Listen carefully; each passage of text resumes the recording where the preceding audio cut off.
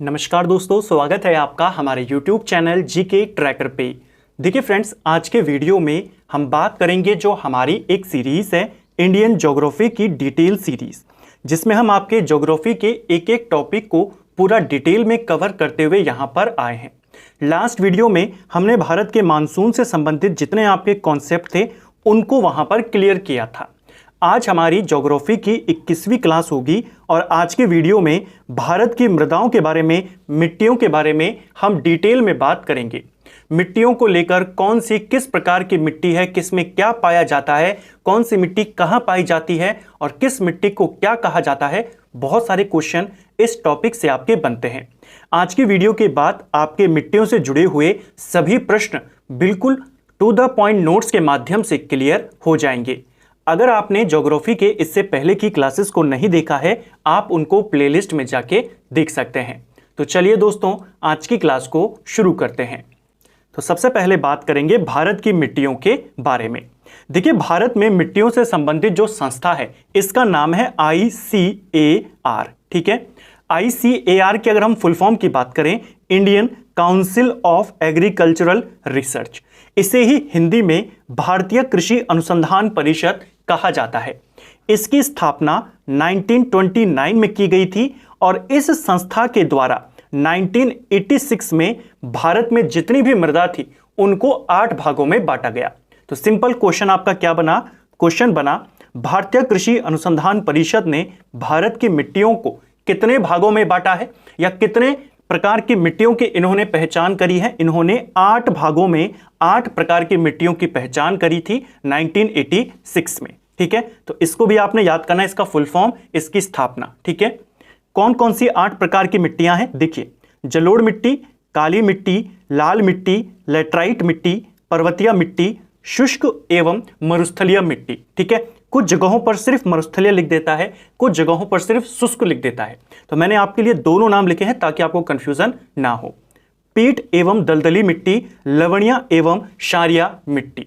तो भारत को कितनी मिट्टी वर्गों में बांटा गया है? कुल 8 वर्गों में, और ये रही 8 प्रकार की मिट्टियां। भारत में सर्वाधिक क्षेत्र में पाए जाने वाली 4 मिट्टियां कौन सी हैं? सबसे ज्यादा भारत में जलोढ़ मिट्टी पाई जाती है 43%, लाल मिट्टी 18%, काली मिट्टी 15% और उसके बाद चौथे नंबर पर आती है लेटराइट मिट्टी। कई बार आपसे क्रम लगाने को आता है कि भारत में पाई जाने वाली मिट्टियों को क्रम के अनुसार लगाइए। तो सबसे ज्यादा मात्रा जलोढ़ मिट्टी की है, इसके बाद लाल मिट्टी, फिर काली और फिर आपका लेटराइट मिट्टी। भारत की मिट्टियों में जो ह्यूमस होता है, जैविक पदार्थ, जीवाश्म जिसको कहते हैं, उसकी कमी, नाइट्रोजन की कमी और फास्फोरस की कमी देखने को मिलती है। तो भारत की मिट्टियों में अभी हम अलग अलग मिट्टियों में क्या क्या पाया जाता है, क्या नहीं पाया जाता, उनको भी देखेंगे सिंपल नोट से। लेकिन इन जनरल अगर हम बात करें तो भारत की मिट्टियों में इन 3 तत्वों की कमी देखने को मिलती है, ह्यूमस यानी जीवाश्म की, नाइट्रोजन की और फास्फोरस की। ठीक है, चलिए अब हम एक एक कर इनको कवर करेंगे।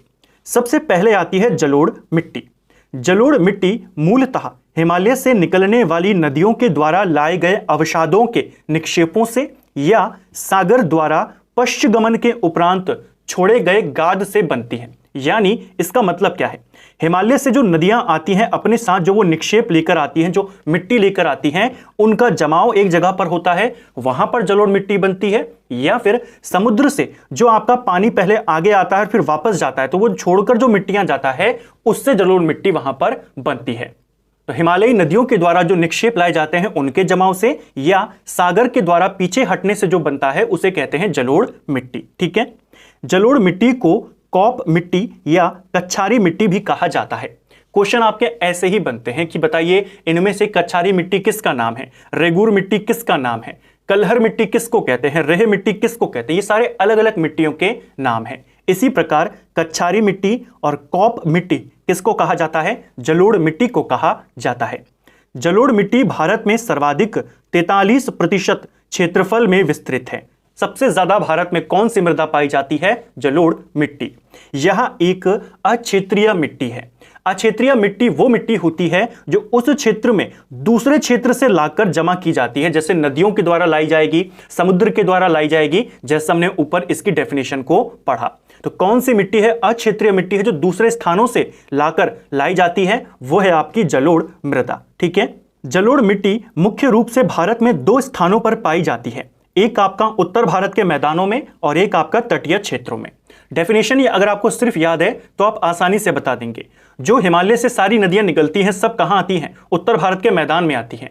तो दूसरी जगहों से बहाकर लाई गई जो कण होते हैं, निक्षेप होता है, उसी से तो बनती है जलोढ़ मिट्टी। तो उत्तर भारत के मैदान में पाई जाएगी और सबसे ज्यादा विस्तार उत्तर भारत के मैदान में ही देखने को मिलता है जलोढ़ मिट्टी का। और फिर तटीय क्षेत्रों में, जैसे जहां पर आपके समुद्र हैं, वहां के तटीय इलाकों में भी हमको जलोढ़ मिट्टी देखने को मिलती है। ठीक है, भारत के उत्तरी मैदान में जलोढ़ मृदा का सर्वाधिक विकास हुआ है, यानी भारत में सबसे ज्यादा मिट्टी कौन सी है, जलोढ़ मिट्टी। और जलोढ़ मिट्टी सबसे ज्यादा कहां है, गंगा के जो उत्तरी मैदान है, भारत का जो उत्तरी मैदान है यहां पर है। ठीक है, उत्तर भारत के मैदान में जलोढ़ मिट्टी सतलज के मैदान से लेकर पूर्व में ब्रह्मपुत्र के मैदान तक पाई जाती है। गंगा के मैदानों के बारे में हमने ज्योग्राफी की स्टार्टिंग वीडियो में बात करी थी। तो गंगा के मैदानों में आपके सतलज से लेकर के ब्रह्मपुत्र के मैदान तक पूरा जो उत्तर भारत का मैदान है किसके अंतर्गत आता है, जलोढ़ मिट्टी के अंतर्गत। जलोढ़ मिट्टी नदियों द्वारा पर्वतों से बहाकर लाई जाती है और मैदानी क्षेत्रों में निक्षेपित कर दी जाती है। तो नदियों के द्वारा बहाकर इसको लाया जाता है, इसीलिए इसे अक्षेत्रित मिट्टी भी कहा जाता है, जैसा हमने देखा। तटीय मैदान के अंतर्गत जलोढ़ मिट्टी महानदी, कावेरी, गोदावरी, कृष्णा नदियों के डेल्टा क्षेत्रों तथा पश्चिम तटीय मैदान में केरल और गुजरात में पाई जाती है।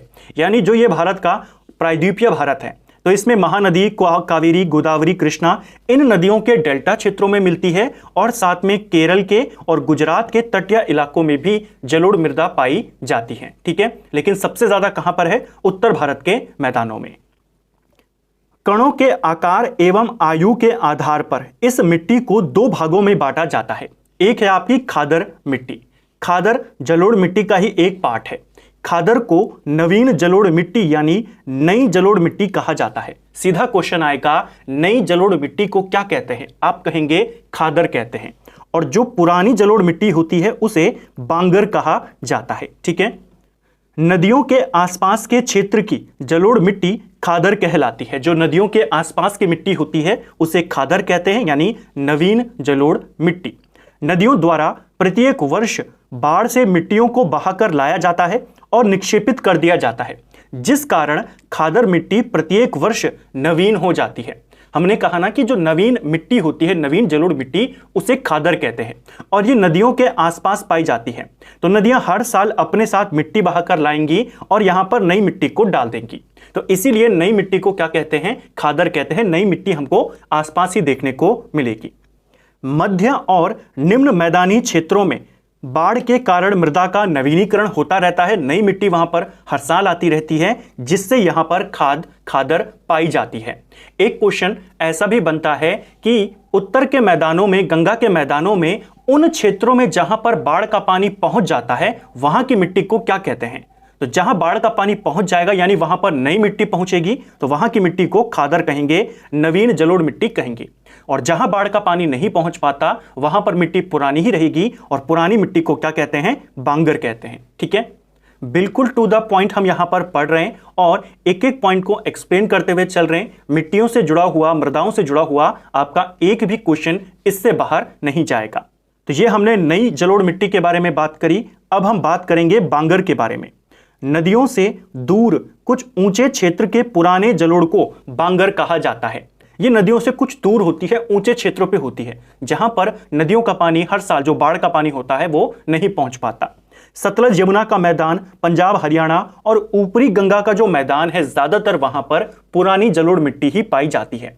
नवीन जलोढ़ मिट्टी कहां पर पाई जाती है, नवीन जलोढ़ मिट्टी आपके मध्य और निम्न मैदानी क्षेत्रों में पाई जाती है, जबकि ऊपरी क्षेत्रों में, सतलज यमुना के मैदानों में, पंजाब हरियाणा के मैदानों में पुरानी जलोढ़ मिट्टी हमें देखने को मिलती है। तो ये कॉन्सेप्ट था आपका खादर और बांगर का। अब आप इसे कभी नहीं भूलेंगे कि पुरानी कौन सी है, नवीन कौन सी है, नदियों के नजदीक कौन सी है, दूर कौन सी है, ऊंचे क्षेत्रों में कौन सी है और निचले इलाकों में कौन सी है। भारत की मिट्टियों में जलोढ़ मिट्टी सर्वाधिक उपजाऊ मिट्टी होती है। भारत में सबसे ज्यादा उपजाऊ मिट्टी इसी को माना जाता है। जलोढ़ मिट्टी में भी खादर मिट्टी सबसे ज्यादा उपजाऊ मानी जाती है। तो जलोढ़ मिट्टी काफी अच्छी उपजाऊ मानी जाती है, लेकिन जलोढ़ के भी दो पार्ट होते हैं, खादर और बांगर। तो खादर वाली को ज्यादा अच्छा माना जाता है। ठीक है, जलोढ़ मिट्टी में पोटेशियम और चूना प्रचुर मात्रा में पाया जाता है। जलोढ़ मिट्टी में चूने की मात्रा और पोटेशियम की मात्रा काफी पर्याप्त होती है, अच्छी मात्रा में देखने को मिलता है। जलोढ़ मिट्टी में सबसे ज्यादा पोटेशियम ही पाया जाता है। ठीक है, इसमें फास्फोरस, नाइट्रोजन और जैविक पदार्थ ह्यूमस की कमी होती है। जैसा हमने ऊपर देखा था, भारत की मृदाओं में ये तत्व अक्सर कम पाए जाते हैं। तो जलोढ़ मिट्टी में भी ह्यूमस, नाइट्रोजन और फास्फोरस की कमी होती है। पोटेशियम की अधिकता इसमें सबसे ज्यादा होती है। ठीक है, अन्य मृदाओं की अपेक्षा इसमें खनिज विविधता अधिक पाई जाती है। अलग अलग प्रकार के खनिज इसमें ज्यादा पाए जाते हैं। जलोढ़ मृदाएं गठन में बलुई दोमट से लेकर चिकनी मिट्टी की प्रकृति की पाई जाती हैं। यानी जो इनका गठन होता है, जलोढ़ मिट्टियां आपको दिखने में लगती हैं, ये बलुई दोमट प्रकार से लेकर चिकनी मिट्टी भी हमको देखने को मिलती है।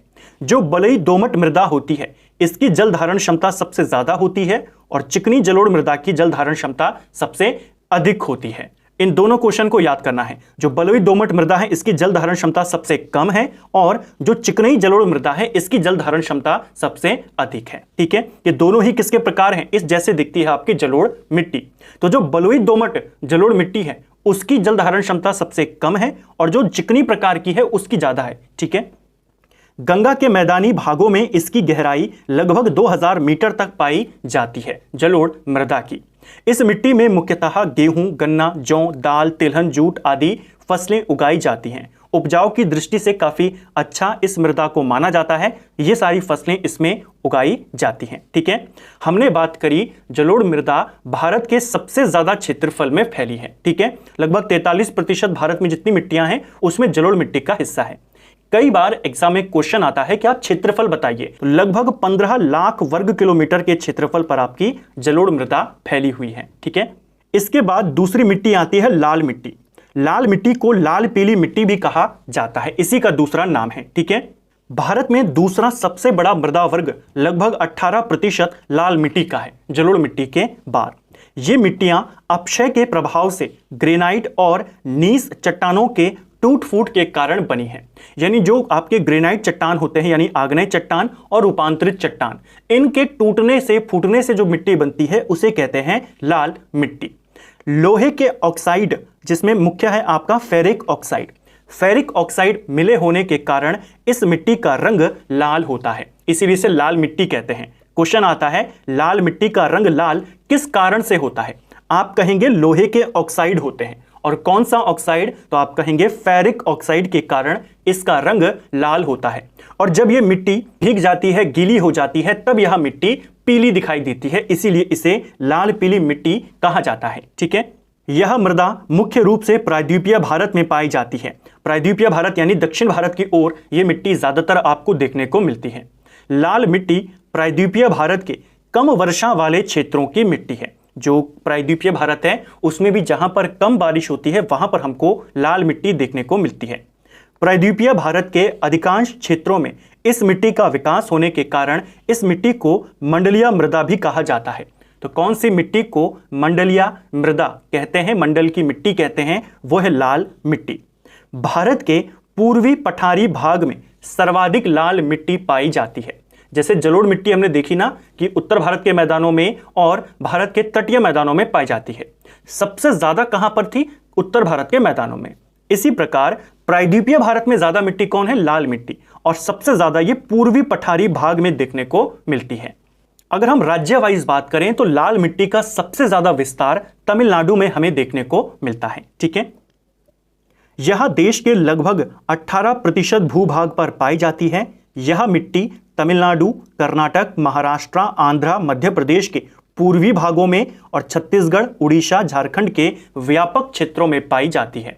सबसे ज्यादा विस्तार पूर्वी पठारी भाग में है और सबसे ज्यादा विस्तार तमिलनाडु राज्य के अंदर है।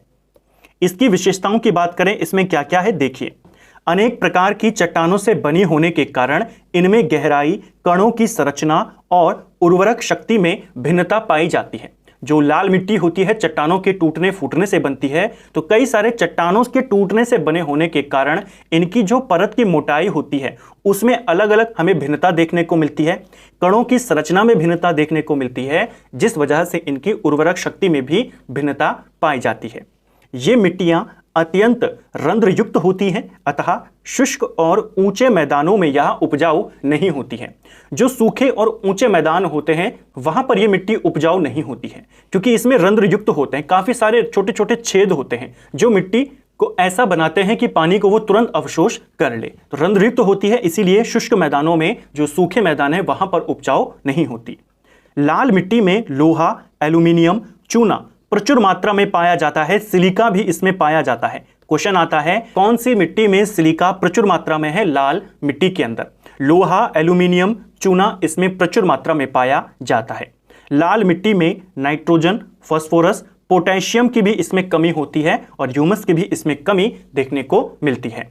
यह मिट्टी स्वभाव से अम्लीय प्रकार की मिट्टी होती है, यानी एसिडिक मिट्टी ये होती है।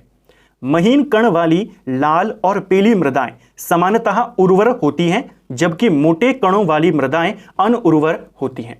हमने कहा ना कि अलग अलग कण इनमें पाए जाते हैं, भिन्नताएं पाई जाती हैं अलग अलग क्षेत्रों की लाल मिट्टियों में। तो ऐसी लाल मिट्टी जिसके कण महीन कण होते हैं वो तो उपजाऊ होती हैं, क्योंकि उनमें छेद ज्यादा बड़े नहीं होंगे, जो छोटे छोटे रंध्र होते हैं। और जो मोटे कण वाली लाल मिट्टी होती है वो अनुर्वर होती है। ठीक है। लाल मृदा ऊंची भूमियों पर बाजरा, मूंगफली, आलू की खेती के लिए उपयोगी है, जबकि निम्न भूमियों पर इसमें चावल, रागी, तंबाकू, सब्जियां आदि की खेती की जाती है। ऊंची भूमियों पर वहां पर इनके कण थोड़े मोटे पाए जाते हैं, जिसलिए ये अनुर्वर होती है। तो वहां पर मोटे अनाज ज्यादा उगाए जाते हैं, बाजरा हो गया आपका। और जो निचली भूमि होती है वहां पर महीन कण पाए जाते हैं, तो वहां पर आपके चावल, रागी, तंबाकू आदि उगाए जाते हैं। यह अपेक्षाकृत कम उपजाऊ मिट्टी है, इसीलिए इसमें मोटे खाद्यान्न ज्यादा उगाए जाते हैं। ठीक है, क्योंकि इसमें जो छोटे छोटे छेद होते हैं वो काफी ज्यादा होते हैं।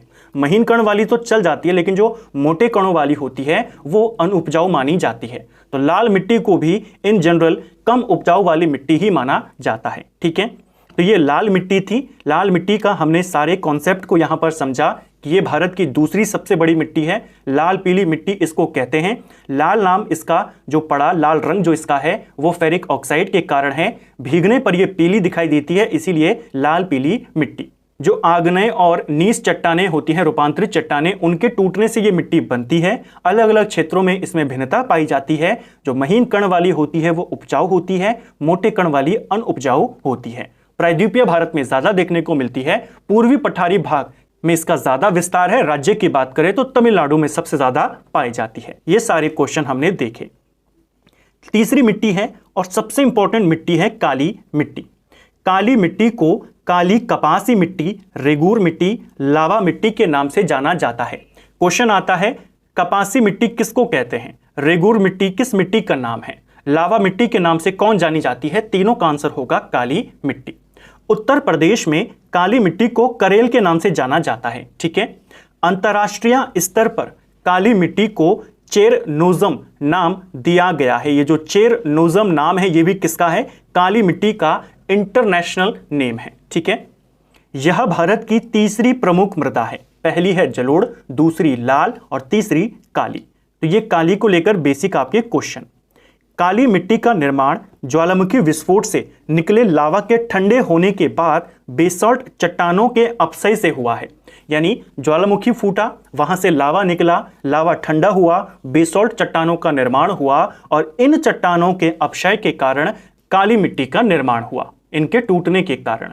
इसीलिए काली मिट्टी को लावा मिट्टी भी कहते हैं, क्योंकि लावा के ठंडे होने के बाद ये मिट्टी बनी है। ठीक है। इसके अन्य नाम बहुत बार आते हैं। इसका रंग गहरा काला और कणों की बनावट इसकी घनी और महीन होती है। यानी इसके जो कण होते हैं मिट्टी के बहुत बारीक और बहुत ज्यादा घने होते हैं। ठीक है। ह्यूमस, एल्यूमिनियम और लोहे के टाइटेनिफेरियस मैग्नेटाइट यौगिक की उपस्थिति के कारण इसका रंग काला होता है। इसका ज्यादा नहीं पूछा जाता कि इस काली मिट्टी काली क्यों होती है। इसकी सिर्फ उत्पत्ति पूछी जाती है कि यह ज्वालामुखी के फटने से जो लावा निकलता है उसके ठंडे होने से बनी है। लाल मिट्टी का कारण पूछा जाता है, फेरिक ऑक्साइड आपने याद करना है।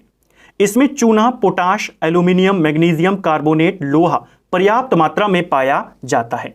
इसमें फास्फोरस, जीवाश्म और नाइट्रोजन की कमी पाई जाती है। फिर से वही 3 तत्व जो भारत की मिट्टियों में पाए नहीं जाते। ठीक है, ह्यूमस होता है लेकिन काफी कम मात्रा में होता है, जितना होना चाहिए उतना नहीं होता है, तो इन सब की कमी इसमें पाई जाती है। काली मिट्टी में जल धारण करने की सर्वाधिक क्षमता होती है, जिसके कारण सिंचाई की कम आवश्यकता पड़ती है। जो काली मिट्टी होती है कपास की खेती के लिए सबसे अच्छी मानी जाती है, इसीलिए इसे कपासी मिट्टी कहते हैं। खेती के लिए भी काफी अच्छा माना जाता है काली मिट्टी को। क्यों माना जाता है? क्योंकि इसके जल धारण करने की क्षमता काफी अच्छी होती है। शुष्क ऋतु में भी यह मृदा अपने में नमी बनाए रखती है और यही कारण है कि शुष्क प्रदेशों में भी काली मृदा की उपस्थिति के कारण नमी आधारित फसलें उत्पादित की जाती हैं। यानी जो सूखे प्रदेश हैं आपके, वहां पर की जो काली मिट्टी है सूखे मौसम में भी वो अपने अंदर नमी को बनाए रखते हैं, क्योंकि इनमें जल धारण करने की क्षमता ज्यादा होती है, लंबे समय तक जल धारण कर लेती है, लंबे समय तक इनमें नमी बनी रहती है। तो उस मौसम में भी यहाँ पर नमी आधारित जो फसलें होती हैं वो उगाई यहाँ पर जाती हैं। थोड़ी वर्षा होने पर भी ये मिट्टी चिपचिपी हो जाती है और जब सूखती है तो इस पर मोटी मोटी दरारें पड़ जाती हैं, और जब ये मोटी मोटी दरारें पड़ती हैं तो ऐसा लगता है कि इसको अभी इस खेत की जुताई हुई है, इस मिट्टी की अभी जुताई हुई है। इसीलिए इस मिट्टी को स्वतः जुताई वाली मिट्टी भी कहा जाता है कि इसकी जुताई भी अपने आप हो जाती है। जब बारिश आती है ये अपने आप चिपचिपी हो जाती है, और जब बारिश रुकती है ये सूखती है तो ये अपने आप इस पर मोटी मोटी दरारें पड़ जाती हैं, जिससे ये जुताई उस समय हुई लगती है, जिससे लगता है कि इसकी उसी समय जुताई हुई है। तो स्वतः जुताई वाली मिट्टी भी किसको कहते हैं? काली मिट्टी को कहते हैं। ठीक है, कितने सारे क्वेश्चन आपके काली मिट्टी के अभी तक बने हैं कि इसके अन्य नाम आपने देखे। सबसे ज्यादा जल धारण करने की क्षमता होती है, जल धारण करने की क्षमता है इसीलिए सूखे प्रदेशों में भी ये काम कर जाती है, उपजाऊ होती है। जल धारण करने की क्षमता है इसीलिए थोड़ी सी बारिश में भी ये चिपचिपी हो जाती है, और जब बारिश रुकती है इसमें मोटी मोटी दरारें पड़ जाती हैं, जिससे लगता है कि इसकी अभी अभी जुताई हुई है। इसीलिए काली मिट्टी को स्वतः जुताई वाली मिट्टी भी कहते हैं। ठीक है, काली मिट्टी को कपासी मिट्टी भी कहते हैं। और क्यों कहते हैं? क्योंकि यह मिट्टी कपास की खेती के लिए सर्वाधिक उपयुक्त मिट्टी होती है। क्वेश्चन आता है कपास की खेती के लिए सबसे अच्छी मिट्टी बताइए। ऑप्शन दे देगा जलोढ़ मिट्टी, लाल मिट्टी, काली मिट्टी। आप कहेंगे काली मिट्टी। गुजरात राज्य में सर्वाधिक कपास का उत्पादन होता है, जबकि कपास मिट्टी का क्षेत्र सबसे ज्यादा महाराष्ट्र में है। सबसे ज्यादा कपासी मिट्टी यानी काली मिट्टी कहां पाई जाती है? सबसे ज्यादा काली मिट्टी आपके महाराष्ट्र में पाई जाती है। ठीक है, काली मिट्टी शुष्क खेती के लिए सर्वाधिक उपयुक्त होती है क्योंकि इसमें जल धारण करने की क्षमता ज्यादा होती है। ऊपर हमने इसको डिटेल में समझा था। कपास के अतिरिक्त इसमें गन्ना, गेहूं, प्याज, फलों की खेती के लिए यह अनुकूल होती है। पठारी ढालों पर ये कम उपजाऊ होती है। जो पठारी ढाल होती है वहां पर ये कम उपजाऊ हमें देखने को मिलती है। ठीक है, काली मिट्टी सूखे प्रदेशों में तो काफी अच्छी होती है, लेकिन जो ढाल वाले इलाके होते हैं वहां पर कम उपजाऊ ये मिट्टी होती है। काली मिट्टी का सर्वाधिक विस्तार महाराष्ट्र में पाया जाता है। क्वेश्चन आते हैं लाल मिट्टी सबसे ज्यादा कहां? तमिलनाडु। काली मिट्टी सबसे ज्यादा कहां? महाराष्ट्र। काली मिट्टी मालवा पठार के क्षेत्रों में भी पाई जाती है, यानी काली मिट्टी मालवा पठार की प्रमुख मिट्टी है। क्वेश्चन पेपर में बना है कि मालवा के पठार में कौन सी मृदा पाई जाती है? काली मिट्टी। कर्नाटक की काली मिट्टी में नमक के कण भी मिले रहते हैं। तो कौन से राज्य की मिट्टी में, काली मिट्टी में नमक भी हमें देखने को मिलता है, नमक के कण देखने को मिलते हैं? वो है कर्नाटक का। ठीक है, तो ये काली मिट्टी से जुड़े हुए आपके सारे फैक्ट जिनको हमने यहां पर देखा। अब बात करेंगे भारत की चौथी मिट्टी लैटराइट मिट्टी के बारे में। इस मृदा का विकास उन क्षेत्रों में होता है जहां पर उच्च तापमान और भारी वर्षा होती है। यानी लैटराइट मिट्टी के उत्पादन के लिए 2 कंडीशन आवश्यक हैं। पहला, वहां पर हाई टेम्परेचर होना चाहिए, और दूसरा, ज्यादा बारिश होनी चाहिए। ये चट्टानों की टूट फूट और रासायनिक क्रिया से बनती है। कौन सी मिट्टी? लैटराइट मिट्टी। अधिक वर्षा के कारण जल के साथ चूना और सिलिका का निक्षलन हो जाता है, यानी वो रिस कर नीचे चले जाते हैं और लोहे के ऑक्साइड और एल्यूमिनियम के यौगिक मृदा में शेष बचे रहते हैं। कल हमने देखा था ना क्वेश्चन कि कौन सी मिट्टी का निर्माण निक्षलन प्रक्रिया से होता है, जिसे हम कहते हैं लीचिंग। तो ये होता है लैटराइट मिट्टी का। लीचिंग प्रोसेस होती है जिसमें जो आपके चूना और सिलिका हैं ये रिस कर मिट्टी में नीचे बैठ जाते हैं और ऊपर आपके कौन बचते हैं, लोहे के ऑक्साइड और एल्यूमिनियम के यौगिक। ठीक है, अतः कहा जा सकता है कि लैटराइट मिट्टी का निर्माण सिलिका के निक्षलन से हुआ है। सिलिका यहां पर महत्वपूर्ण है, इसीलिए इसी का निक्षलन कई बार सिर्फ निक्षलन देता है यानी लीचिंग देता है, तो इसका निर्माण लीचिंग की प्रोसेस से हुआ है। ठीक है, लैटराइट मृदा भारत में चौथा सबसे बड़ा मृदा वर्ग है। लैटराइट मृदा वर्ग जो है ये भारत में चौथा सबसे बड़ा है, काली मिट्टी, लाल मिट्टी और जलोढ़ मिट्टी के बाद। लैटराइट मिट्टी का क्षेत्र पश्चिमी घाट पर, उड़ीसा तट पर, शिलोंग पठार पर है। भारत में लैटराइट मिट्टी का सर्वाधिक क्षेत्रफल केरल में और दूसरा महाराष्ट्र में मिलता है। तो सबसे ज्यादा, ये तो इसके क्षेत्र हैं जहां जहां पर ये मिलती है। सबसे ज्यादा किस राज्य में मिलती है लैटराइट मिट्टी? सबसे ज्यादा केरल में और उसके बाद आपके महाराष्ट्र में। ये मिट्टियां दो प्रकार की होती हैं, जो लैटराइट मिट्टी होती है दो प्रकार की होती है।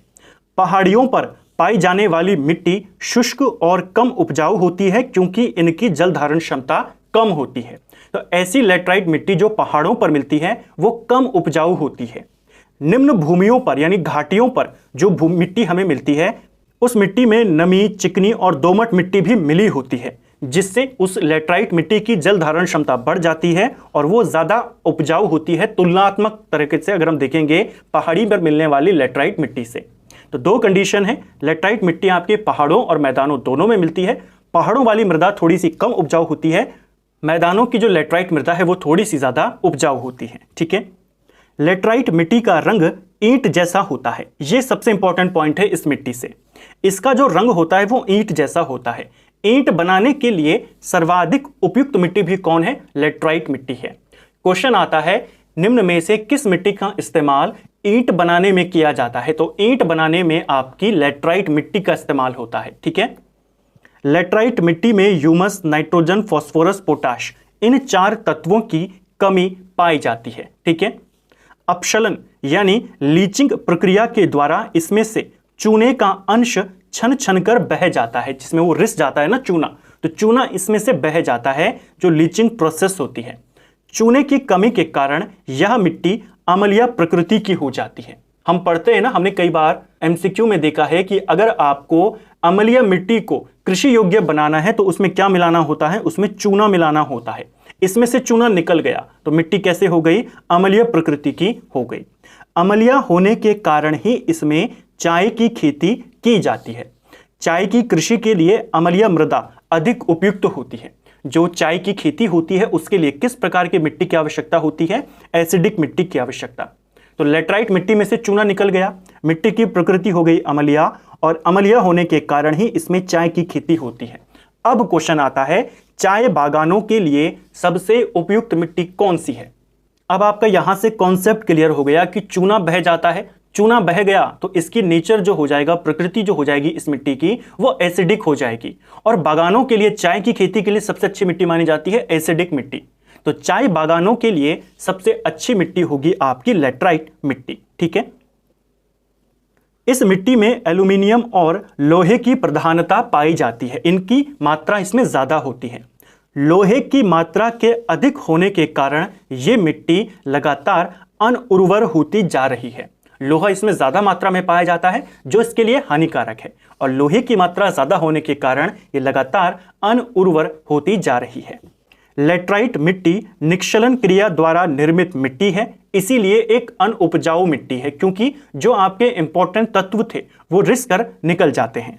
इस मिट्टी को गहरी लाल लैटराइट, सफेद लैटराइट और भूमिगत जलवायु लैटराइट में वर्गीकृत किया गया है। लैटराइट मिट्टी को ज्यादा उपजाऊ नहीं माना जाता। बागानों के लिए तो अच्छी है, चाय की खेती के लिए तो अच्छी है, लेकिन नॉर्मल फसलों के लिए से नहीं माना जाता। जो लैटराइट मिट्टी है इसको 3 वर्गों में बांटा गया है: गहरी लाल लैटराइट, सफेद लैटराइट और भूमिगत जलवायु लैटराइट। इन तीनों में जो सफेद लैटराइट है ये सबसे कम उर्वर होती है, और जो भूमिगत होती है वो सबसे ज्यादा होती है। इन तीनों की बात हो रही है। कॉन्सेप्ट यहां पर इसीलिए मैंने इसको इंक्लूड किया क्योंकि एक पेपर में क्वेश्चन आया था कि इनमें से सबसे उपजाऊ मिट्टी कौन सी है। ऑप्शन दे दिए थे आपको, सफेद लैटराइट, लाल लैटराइट या भूमिगत लैटराइट। तो सफेद लैटराइट ज्यादा अनउपजाऊ होती है, भूमिगत लैटराइट ज्यादा उपजाऊ होती है। ठीक है, यह मृदा रबड़ और कॉफ़ी की फसल के लिए सबसे अच्छी मानी जाती है। जो लेटराइट मिट्टी है कॉफ़ी, रबड़, चाय के लिए अच्छी मानी जाती है। इस मिट्टी पर मुख्य रूप से मूंगफली, काजू, रबर, कॉफ़ी, राय, चाय, मसाले ये सब पैदा किए जाते हैं। तो चाय के लिए, कॉफ़ी के लिए, रबर के लिए, काजू के लिए कौन सी मिट्टी अच्छी मानी जाती है? लेटराइट मिट्टी। ईंट बनाने में कौन सी मिट्टी इस्तेमाल होती है? लेटराइट मिट्टी। पांचवी मिट्टी है भारत की शुष्क अथवा मरुस्थलीय मिट्टी। शुष्क मिट्टी भी कहते हैं, मरुस्थलीय मिट्टी भी कहते हैं। शुष्क मृदा का विकास अत्यधिक तापमान वाले शुष्क जलवायु क्षेत्रों में होता है, जिसे हम डेजर्ट मिट्टी भी कहते हैं। तो ज्यादा तापमान वाले और सूखे जलवायु क्षेत्रों में बनती है आपकी शुष्क मृदा। इन क्षेत्रों में नगण्य वर्षा होती है। अत्यधिक वाष्पीकरण के कारण मृदा में कम नमी और कार्बनिक तत्वों की अल्पता होने से ह्यूमस का अभाव इनमें पाया जाता है। बारिश होती नहीं है, टेम्परेचर ज़्यादा होता है तो वाष्पीकरण ज़्यादा होता है, जिस वजह से जो कार्बनिक तत्व होते हैं, जो इनकी नमी होती है वो भी खत्म हो जाती है और इसी वजह से इनमें ह्यूमस भी नहीं पाया जाता, जीवाश्म भी नहीं होता। अतः इसे कृषि की दृष्टिकोण से अनउर्वर मृदा के अंतर्गत रखा जाता है। जो मरुस्थलीय मृदा होती है या शुष्क मृदा होती है, इसे अनउर्वर माना जाता है। इस मृदा में रेत सर्वाधिक मात्रा में पाई जाती है। इसमें लोहा, कैल्शियम, फास्फोरस भी पर्याप्त मात्रा में पाए जाते हैं, लेकिन वही दो तत्व नाइट्रोजन और ह्यूमस, फास्फोरस तो इसमें होता है लेकिन वही दो जो मेन हमारे तीन तत्व थे उनमें से दो तत्व इसमें नहीं पाए जाते। इस कारण यह संरचना की दृष्टि से बलुई और प्रकृति की दृष्टिकोण से क्षारीय या लवणीय मृदा होती है, जो फसलों के लिए अनउपजाऊ होती है। तो गठन की दृष्टि से, संरचना की दृष्टि से यह बलुई प्रकार की मिट्टी होती है और नेचर वाइज, प्रकृति वाइज ये आपके क्षारीय यानी बेसिक मिट्टी होती है, लवणीय मिट्टी होती है। देखिए जो नॉर्मल मिट्टी होती है उसका पीएच मान आपके 7 के आसपास होता है। 7 से नीचे आ जाएगा तो एसिडिक अम्लीय मृदा, 7 से ऊपर चला जाएगा तो क्षारीय मृदा। ठीक है, क्षारीय प्रकार की मृदा है। सिंचाई संसाधन उपलब्ध करवाकर इसे उर्वर बनाया जा सकता है। इस मृदा में सामान्यतः कम जल की आवश्यकता वाली फसलों को उगाया जाता है, यानी ऐसी फसलों को उगाया जाता है जिनमें पानी की आवश्यकता ज्यादा नहीं होती। मोटे अनाजों को इसमें ज्यादा उगाया जाता है।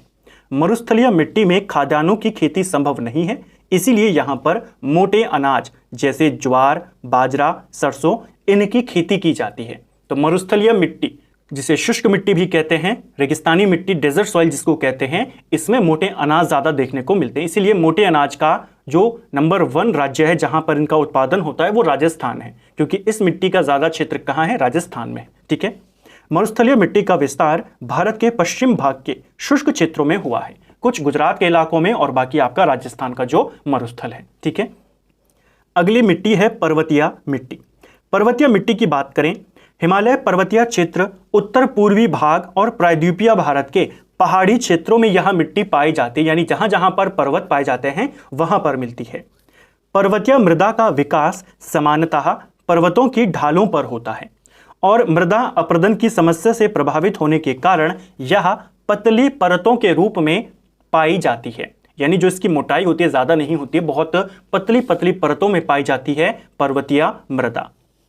पर्वतीय मिट्टी पूर्ण विकसित नहीं मानी जाती है, ये निर्माणाधीन अवस्था में है। माना जाता है कि जो पर्वतीय मिट्टी है अभी पूर्ण रूप से विकसित मिट्टी नहीं है। इस मिट्टी में पोटेशियम, फास्फोरस और चूने की कमी पाई जाती है। यह मिट्टी अपरदन की समस्या से प्रभावित है।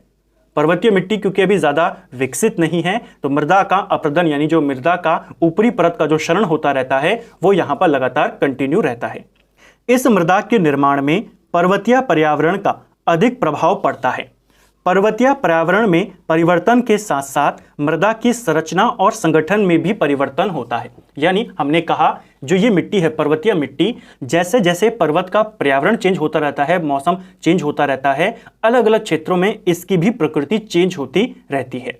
घाटियों में जो निम्न घाटियां होती है वहां पर यह दोमटी और ऊपरी ढालों पर यह मोटे कणों वाली होती है। जैसे हमने लाल मिट्टी में भी देखा था ना कॉन्सेप्ट को, मोटे कण और महीन कण, वही यहां पर भी है। ऊपरी ढालों की अपेक्षा जो निचली घाटियों की मिट्टी होती है वो अधिक उर्वर होती है क्योंकि वो महीन कणों वाली होती है, दोमट मिट्टी होती है। ठीक है, जबकि जो ऊपरी ढाल है वहां पर मोटे कण होते हैं और मोटे कण वाली मिट्टी अच्छी नहीं मानी जाती। हिमालय पर जीवों और वनस्पतियों की प्रचुरता है, इसीलिए हिमालय की मिट्टी में ह्यूमस की अधिकता होती है। ह्यूमस की अधिकता के कारण ये मिट्टी अम्लीय प्रकार की होती है। यहाँ पर्वतीय ढालों पर सेब, नाशपाती, चाय आदि की खेती इस पर्वतीय मिट्टी में की जाती है। पहाड़ी ढालों की तलहटी में छिद्रमय बलुई और कम उपजाऊ टर्शरी मिट्टी पाई जाती है। तो टर्शरी मिट्टी कहां पर पाई जा रही है? पहाड़ी ढालों की तलहटी में पाई जाती है, यह आपको ध्यान रखना है। पश्चिमी हिमालय के ढालों पर सामान्य उपजाऊ श्रेणी की मिट्टी मिलती है। पहाड़ी ढालों पर विकसित होने के कारण यह मृदा बागानी कृषि जैसे चाय, कहवा, मसाले, फलों के लिए बहुत उपयोगी होती है। तो पहाड़ी ढालों पर उपजाऊ मिट्टी मिल जाती है, लेकिन तलहटी में आपको टर्शरी मिट्टी मिलती है जो ज्यादा उपजाऊ नहीं होती। बागानों के लिए पर्वतीय मिट्टी को अच्छा माना जाता है। अगली है पीट एवं दलदली मृदा। इस मृदा का निर्माण नदियों के द्वारा निर्मित डेल्टाई क्षेत्रों में जल के भराव के कारण होता है। जो डेल्टाई इलाके होते हैं हमारे, वहां पर जो जल भराव होता है उसके कारण इस मिट्टी का निर्माण होता है। जो दलदली हमारे इलाके बन जाते हैं, जैसे सुंदरवन डेल्टा हो गया आपका, कृष्णा गोदावरी डेल्टा हो गया, तो वहां पर जो बनती है वो होती है आपकी दलदली मृदा या पीट मृदा। यह मिट्टी अधिक वर्षा और उच्च आर्द्रता वाले क्षेत्रों में पाई जाती है और ये क्षेत्र दलदली क्षेत्र होते हैं। ठीक है, यह मिट्टी रंग में काली और बहुत अधिक अम्लीय प्रकृति की होती है, काफी ज्यादा एसिडिक होती है, रंग इसका काला होता है पीट और दलदली मृदा का। दलदली मृदा ज्यादा कहां पाई जाती है? डेल्टाई इलाकों में पाई जाती है। ठीक है, इस पॉइंट को याद करना क्योंकि अभी इससे रिलेटेड एक बहुत इंपॉर्टेंट कॉन्सेप्ट आपका बनेगा। मृदा में जीवाश्म के अंश पर्याप्त मात्रा में उपस्थित होते हैं, यानी इस मृदा में ह्यूमस अधिक होता है। ठीक है, तो इसमें जीवाश्म हमें ज्यादा देखने को मिलता है। इस मृदा में लोहे के अंश भी पाए जाते हैं। इस मृदा में फास्फोरस, एल्यूमिनियम सल्फेट के अधिक होने के कारण यह पौधों के विकास के लिए विनाशकारी होती है, हानिकारक होता है। ठीक है, तो इसमें फास्फोरस भी है, एल्यूमिनियम भी ज्यादा है, लेकिन इसमें पोटेशियम की कमी पाई जाती है। तो दलदली और पीट मृदा में किस चीज की कमी है? ह्यूमस की भी नहीं है, फास्फोरस की भी नहीं है, पोटेशियम की कमी इसमें होती है। यह हल्की उर्वरता वाली फसलों के लिए उपयुक्त मृदा है। ठीक है, यानी जिन फसलों को ज्यादा उर्वरता की जरूरत नहीं है, जो कम उर्वरता वाले क्षेत्रों में उगाई जाती हैं, वो इसमें उगा सकते हैं। केरल और तमिलनाडु के तट पर जहां अधिक वर्षा के कारण जल जमाव होता है, ऐसे क्षेत्रों में जल जमाव के कारण पीट मिट्टी का निर्माण होता है। पीट मृदा का निर्माण मुख्य रूप से गीली मिट्टी में वनस्पतियों के सड़ने से होता है, इसीलिए इस मिट्टी में ह्यूमस की अधिक मात्रा पाई जाती है। क्वेश्चन आएगा, गीली मिट्टी में वनस्पतियों के सड़ने से कौन सी मिट्टी बनती है? तो आप कहेंगे पीट मिट्टी, और इसीलिए इसमें ह्यूमस ज्यादा होता है। जो दलदली मिट्टी है ये पीट मिट्टी से भी ज्यादा गीली होती है, इसीलिए दोनों को हम एक साथ पढ़ रहे हैं, पीट मिट्टी या दलदली मिट्टी। गीली मिट्टी में जो वनस्पतियां सड़ती हैं उनसे बनती है आपकी पीट मिट्टी, और पीट मिट्टी से भी ज्यादा गीली होती है दलदली मिट्टी। दलदली मिट्टी सुंदरवन और उड़ीसा तट पर पाई जाती है। भारत में दलदली मिट्टी पर सबसे ज्यादा ह्यूमस की मात्रा पाई जाती है। पीट मृदा में भी ह्यूमस होता है, लेकिन सबसे ज्यादा ह्यूमस इसी की जो एडवांस मिट्टी है दलदली मिट्टी, उसमें पाया जाता है। दलदली मिट्टी मुख्य रूप से तटीय क्षेत्रों में पाई जाती है, जहां समुद्र का पानी ज्वार के रूप में स्थलीय क्षेत्रों में पहुंच जाता है। भारत में पीट मृदा वाले क्षेत्रों में ही मैंग्रोव वनस्पति का अधिक विकास हुआ है। आपको क्वेश्चन पूछा गया है एक बार पेपर में, मैंग्रोव वन भारत में कहां पाए जाते हैं? आप कहते हैं सुंदरवन डेल्टा। अभी हमने देखा डेल्टाई इलाकों में कौन सी मिट्टी पाई जाती है, दलदली क्षेत्रों में कौन सी मिट्टी पाई जाती है? आपने कहा पीट और दलदली मिट्टी। तो किस मिट्टी के ऊपर मैंग्रोव वनस्पति ज्यादा होती है? मिट्टी होगी आपकी पीट और दलदली मिट्टी। तो सारी चीजें आपस में जुड़ी हुई हैं। ठीक है, अगली मिट्टी है लवणीय और क्षारीय मिट्टी। लवणीय और क्षारीय मिट्टी को रेह और कल्लर के नाम से जाना जाता है। जो हमने शुरुआत में नाम देखे थे रेह और कल्लर, ये नाम किसके हैं? ये आपके क्षारीय मिट्टी या लवणीय मिट्टी के हैं। इस मिट्टी में नाइट्रोजन और चूने की कमी होती है। समुद्री तटीय क्षेत्रों में उच्च ज्वार के समय नमकीन जल की भूमि पर फैलने से इसका निर्माण होता है। यानी जब ज्वार आता है, ज्वार भाटा आता है, तो जो नमकीन जल समुद्र से निकलता है उसके फैलने से इस मिट्टी का निर्माण होता है, लवणीय और क्षारीय मिट्टी। कैल्शियम और पोटेशियम की अधिकता के कारण यह मिट्टी क्षारीय होती है। कमी किसकी है इसमें? मिट्टी में नाइट्रोजन और चूने की कमी है। कैल्शियम और पोटेशियम के ज़्यादा इसमें पाई जाती हैं, जिसके कारण ये क्षारीय मिट्टी होती है, बेसिक मिट्टी मानी जाती है। जिप्सम मिलाकर इसे उपजाऊ बनाया जा सकता है। अब एक बहुत अच्छा कॉन्सेप्ट आपका और क्लियर हो गया। क्षारीय मृदा को किस प्रकार कृषि योग्य बनाया जा सकता है? उसमें जिप्सम को मिलाकर। और अम्लीय मृदा को कैसे बना रहे थे? उसमें चूना मिलाकर। ठीक है, ये दो क्वेश्चन आपने याद करने हैं, बहुत बार आता है। लवणीय मृदा को कृषि के दृष्टिकोण से अनउर्वर मृदा के अंतर्गत रखा जाता है। साथ ही इनमें वनस्पतियों का अभाव भी पाया जाता है, इनमें वनस्पति ज्यादा नहीं मिलते। शुष्क जलवायु क्षेत्र गहन कृषि के कारण सिंचाई के अतिरेक से केशित क्रिया को बढ़ावा मिलता है, जिससे मृदा के ऊपरी परत पर सोडियम, पोटेशियम, कैल्शियम ये सारे लवण आकर जमा हो जाते हैं, जिससे ये मिट्टी क्षार हो जाती है। यानी गहन कृषि यहां पर की जाती है, जिससे जो कैपिलरी एक्शन होता है वो इसमें देखने को मिलता है, और मिट्टी के नीचे के जो आपके सारे सोडियम, पोटेशियम, कैल्शियम के तत्व होते हैं वो ऊपर मिट्टी में आ जाते हैं, मिट्टी में मिल जाते हैं, जिससे पूरी मिट्टी कैसे हो जाती है? क्षारीय मिट्टी हो जाती है। इसके फलस्वरूप इस मिट्टी में लवण की मात्रा बढ़ जाती है, और जिससे इसकी उर्वरता पर प्रतिकूल प्रभाव पड़ता है। ठीक है, लवणीय और क्षारीय मिट्टी का निर्माण अधिक सिंचाई वाले क्षेत्रों में होता है। ऐसे क्षेत्र जहां पर ज्यादा सिंचाई की जाती है वहां पर इसका निर्माण ज्यादा होता है। ठीक है, भारत के हरित क्रांति वाले क्षेत्रों में नहरों के आसपास लवणीय और क्षारीय मिट्टी में तेजी से वृद्धि हुई है, जिस कारण बंजर भूमि की समस्या उत्पन्न हुई है। यानी ऐसे क्षेत्र जहां पर लगातार सिंचाई होती रहती है, सिंचाई ज्यादा होती है, हरित क्रांति वाली क्षेत्र आपके पंजाब हरियाणा वाले क्षेत्र, उनके नहर के आसपास के इलाके धीरे धीरे अपने जो सारे पोषक तत्व हैं वो गवा रहे हैं, और जो उसमें कैल्शियम, पोटेशियम है, सोडियम है, वो मिट्टी में ऊपर आ रहा है, जो आपकी कैपिलरी एक्शन होता है उसके कारण, और मिट्टी बेसिक आपकी होती जा रही है, क्षारीय होती जा रही है। क्वेश्चन आता है, जिससे उपजाऊ जलोढ़ मृदा अनउर्वर में परिवर्तित होती जा रही है। तो हरित क्रांति वाले क्षेत्रों में, जो पंजाब हरियाणा वाले आपके इलाके हैं, वहां पर जो जलोढ़ मिट्टी है वो लगातार कन्वर्ट होती जा रही है लवणीय और क्षारीय मृदा में। ठीक है, लवणीय मृदा का अधिकतर प्रसार पश्चिमी गुजरात, पूर्वी तट के डेल्टाओं और सुंदरवन में पाया जाता है। तो सुंदरवन डेल्टा में लवणीय प्रकार की मिट्टी भी हमें देखने को मिलती है, ज्वारीय मृदा देखने को मिलती है। इसके अलावा कच्छ के रण में भी लवणीय मृदा का प्रसार पाया जाता है। तो गुजरात में जो कच्छ का सफेद रण है वहां पर भी किस प्रकार की मिट्टी है? लवणीय प्रकार की मिट्टी, क्षारीय मिट्टी। और इस मिट्टी के लिए दक्षिण पश्चिमी मानसून प्रमुख रूप से उत्तरदायी होता है। कच्छ के रण में जो मिट्टी आपको देखने को मिलती है, इसको भी ध्यान रखेंगे। ठीक है, तो ये थे मिट्टियों से संबंधित आपके नोट्स। भारत की 8 प्रकार की मिट्टी को हमने डिटेल में पढ़ा, उनसे रिलेटेड जो इंपॉर्टेंट फैक्ट्स थे उनको देखें। एक बार आप इन सभी को अपनी लैंग्वेज में लिखेंगे तो आपको सारी चीज़ें ऑटोमेटिकली याद हो जाएंगी। साथ में जिन चीज़ों को हमने एक्सप्लेन किया है उनको भी ब्रैकेट में लिखते हुए चलें, ताकि आपको समझने में और आसानी हो। अब बात करेंगे मिट्टी से संबंधित अन्य तथ्यों के बारे में, जिसमें हम मृदा अपरदन को भी देखेंगे। सबसे पहला आता है मृदा अवकर्षण, जिसे सॉइल डिग्रेडेशन कहा जाता है। इसका मतलब क्या होता है?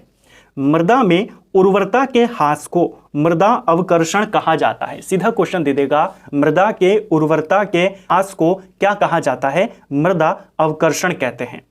इसमें मृदा का पोषण स्तर लगातार गिरता जाता है। मृदा के दुरुपयोग और अपरदन के कारण मृदा की गहराई और परत की मोटाई कम होती जाती है।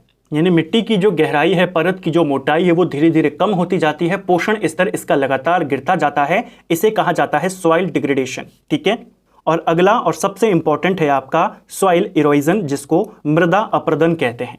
मृदा अपरदन का तात्पर्य मृदा के ऊपरी संस्तरों के विनाश से है। यानी प्राकृतिक और मानवीय गतिविधियों से मृदा की ऊपरी परत का लगातार क्षरण होता रहता है, और इसे ही कहा जाता है मृदा अपरदन।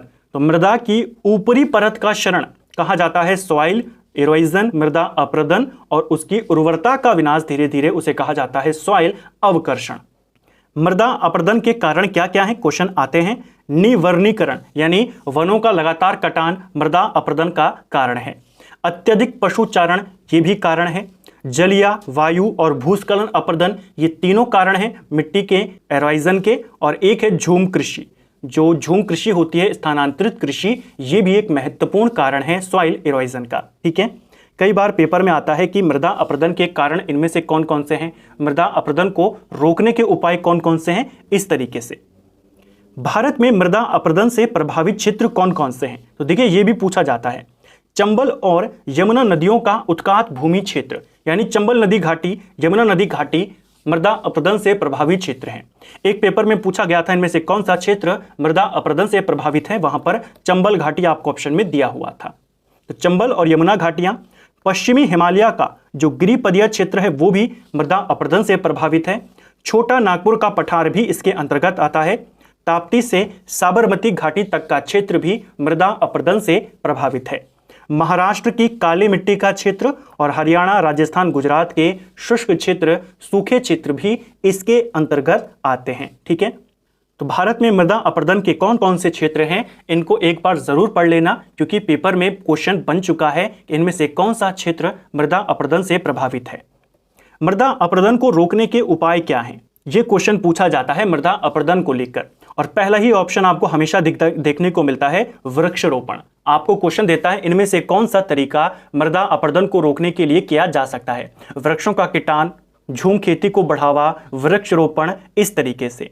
तो वृक्षारोपण ये सर्वाधिक सशक्त उपाय है मृदा अपरदन को रोकने का, क्योंकि जो पेड़ होते हैं मिट्टी को पकड़ के रहते हैं, जिससे मिट्टी आपकी इधर उधर नहीं जाती। दूसरा है समुच्च रेखीय कृषि, इससे भी मृदा अपरदन को रोका जा सकता है।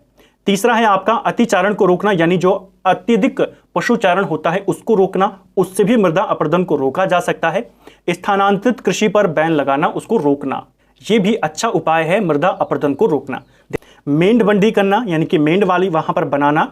उचित फसल चक्र को फॉलो करना, अगर आपने गलत फसल चक्र को भी फॉलो किया या आप एक ही फसल लगातार उगाते जा रहे हैं, उससे भी मिट्टी को नुकसान होता है, मृदा अपरदन की संभावना होती है। हरी और जैविक खाद का अधिक से अधिक प्रयोग करना, यह भी मिट्टी को और मजबूत बनाने में मदद करता है। तो हमने मृदा अपरदन क्या है उसको देखा, कारण क्या है उनको देखा, प्रभाव के क्षेत्र कौन कौन से हैं उनको देखा, उपाय क्या है उनको देखा। लास्ट में कुछ इंपॉर्टेंट फैक्ट हैं मृदाओं को लेकर के, उनको देखेंगे। केंद्रीय मृदा संरक्षण बोर्ड का गठन 1953 में हुआ था।